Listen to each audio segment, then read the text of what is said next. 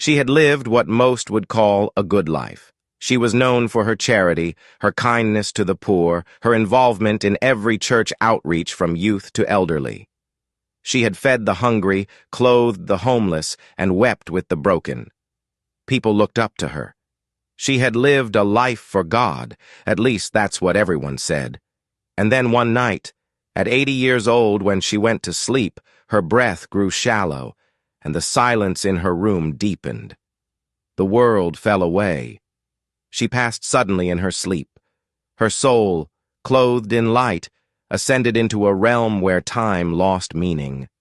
Before her stood a brilliant golden path that led to a vast gate made of pure pearl, the heavenly gates. The air shimmered with divine glory. An angel, radiant and solemn, stood before the gate with a massive book in his hands, the Lamb's Book of Life. She felt a swell of joy and relief. "I'm home," she whispered, smiling. The angel looked at her, his gaze piercing, not cruel, but utterly just.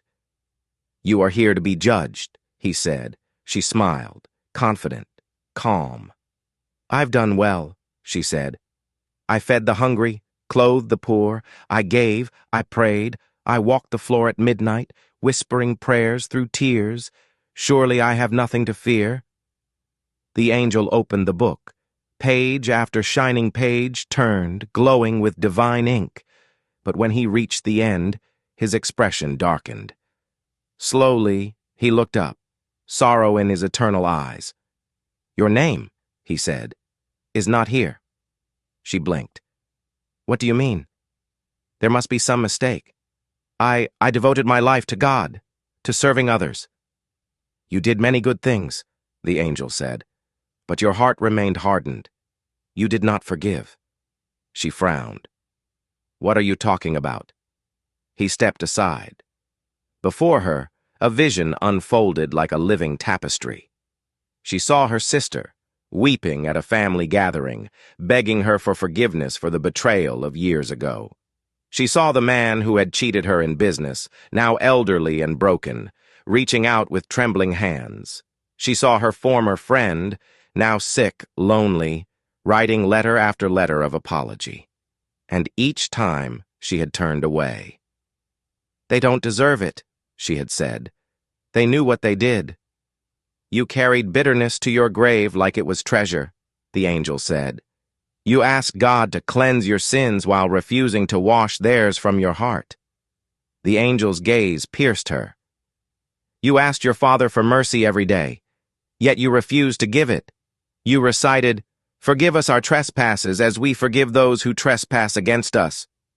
Did you not mean it? You built altars to your anger. You built a throne for your pain. You nurtured it. You judged them in your heart while God held mercy in his." She dropped to her knees. "Please," she whispered, "please, let me try again. I didn't understand. I thought I had time. I meant to forgive, just not yet. I needed time. Give me another chance," she begged. "Let me go back. I'll forgive them all." But time was no more. The angel shook his head. Too late. The time to forgive was during the fire, not after the ashes cooled. "There is no place for you here. Heaven has no room for the heart that clings to bitterness. It is a place of purity, peace, and perfect love. There is no room for resentment, hatred, or vengeance. The Lamb's Book bears only the names of those washed not only in deeds, but in surrender. And you refused to surrender your judgment to God's. You chose unforgiveness over peace," she screamed, not in torment, but in regret. So close, so far, all for a heart that chose unforgiveness over peace. The angel turned. One last whisper as eternity closed. "Mercy withheld is mercy lost." The gates began to fade. Her chance, slipping like water through fingers. Light dimmed, the ground cracked beneath her, and suddenly the brilliance of heaven was torn away. A chasm opened and she was falling, down, down, through smoke and screams and agony. She landed among countless others, all who had clutched vengeance like a crown, never realizing it was a chain. The lake of fire churned like a living nightmare. There was no end to the torment, no sleep, no rest, no hope. And still, through the pain, she wept, not just from suffering, but from the memory of the heavenly gates. And the one thing she had refused to give: forgiveness. Thank you for watching. Please share to all friends and loved ones. It might help save a soul. And always remember what Matthew 6:15 says to all of us. But if you do not forgive others their sins, your Father will not forgive your sins.